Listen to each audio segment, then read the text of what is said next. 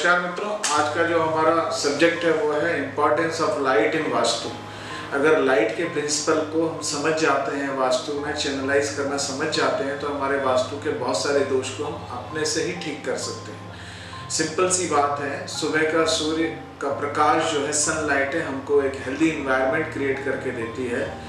और जो शाम की जो सूर्य की किरणें हैं वो हमको, हमारे शरीर को बहुत नुकसान पहुंचाती हैं। इन दोनों के बीच में भी एक सूर्य की गति होती है। इन तीनों को ठीक तरीके से हमारे वास्तु परंपरा में पहचाना है और उसको इम्प्लीमेंट किया है।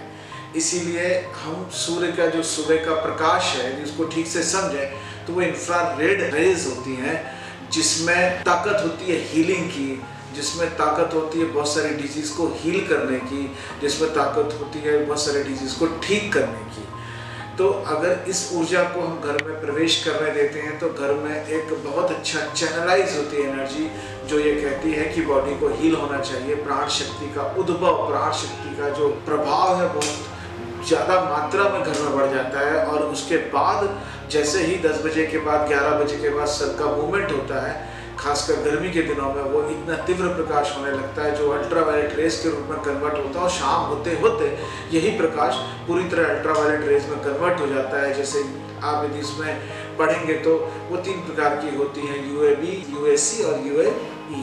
ये 3 प्रकार की रेज को यदि आप समझेंगे तो आपको लगेगा कि ये 3 प्रकार की जो रेज हैं अलग अलग पैटर्न में है, उनकी जो वेवलेंथ है वो अलग अलग पैटर्न में और अलग तरह के रिजल्ट आ रहे हैं। तो शाम वाली जो भी धूप है वो हमारे लिए नुकसानदायक होती है। वास्तु शुरू से ही कह रहा है, इसीलिए साउथ वेस्ट से हम जो मिनिमम लाइट को आने देते हैं, ऐसा नहीं है कि उनको आने ना दिया जाए, पर लाइट को मिनिमाइज करते हैं। आजकल थोड़ा सा पैटर्न बढ़ गया है कि थोड़ा सा गार्डन व्यू, ये व्यू, और इसलिए वो साउथ वेस्ट में ना फ्रेंच विंडो निकालते हैं, उसमें लाइट बहुत ज़्यादा बढ़ जाती है। और उस घर में आप देखेंगे कि जब भी लाइट वेस्ट, साउथ वेस्ट और साउथ ईस्ट से प्रवेश करेगी तो उस घर में थोड़ा सा तनाव रहेगा, थोड़ा सा दुख का वातावरण भी रहेगा, और वहाँ पर डिस्ट्रक्शन की प्रॉब्लम भी बहुत ज़्यादा आती है। अगर यही ऊर्जा ईस्ट से, नॉर्थ ईस्ट से और नॉर्थ से एंटर करती है तो आप ये मानिए उस घर में बड़ा एक खुशहाल वातावरण रहता है, वहाँ पे प्रोग्रेस बनी रहती है,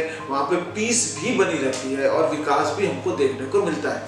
तो इस तरीके से हम नॉर्थ ईस्ट और साउथ वेस्ट की एनर्जी को, ईस्ट की वेस्ट की एनर्जी को, नॉर्थ साउथ की एनर्जी को, साउथ ईस्ट नॉर्थ वेस्ट की एनर्जी को ठीक से यदि बैलेंस करते हैं, तो इस लाइट के प्रोपोर्शन को यदि ठीक रखते हैं तो हमको बहुत अच्छे रिजल्ट मिलते हैं, जो पीस, प्रॉस्पेरिटी एंड प्रोग्रेस के फॉर्म में आपको देखने मिलेंगे ही। ये मेरा वादा है, दावा है आपसे। आप इसको ठीक से चैनलाइज करिए, आपको रिजल्ट मिलेंगे, आपको बहुत अच्छे परिणाम मिलेंगे। और हमारा उद्देश्य भी वास्तु का इतना ही है कि जो प्रकृति में हो जाए उसका समुचित तरीके से प्रयोग किया जाए, उसका प्रॉपर यूज किया जाए। तो उसमें एक लाइट बहुत बड़ा फैक्टर है, सूर्य का प्रकाश, सनलाइट एक बहुत बड़ा फैक्टर है, जिसको प्रॉपरली यदि हम समझते हैं, समझ कर यदि यूटिलाइज करते हैं तो हमको बहुत अच्छे रिजल्ट मिलेंगे।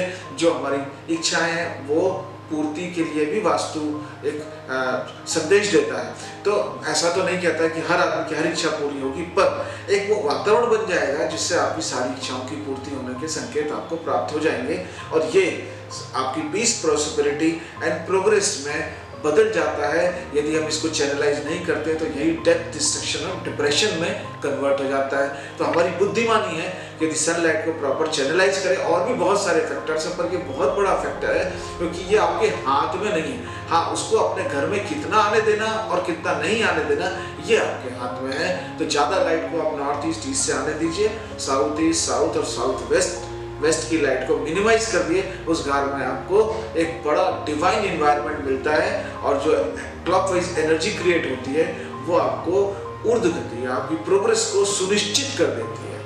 नमस्कार।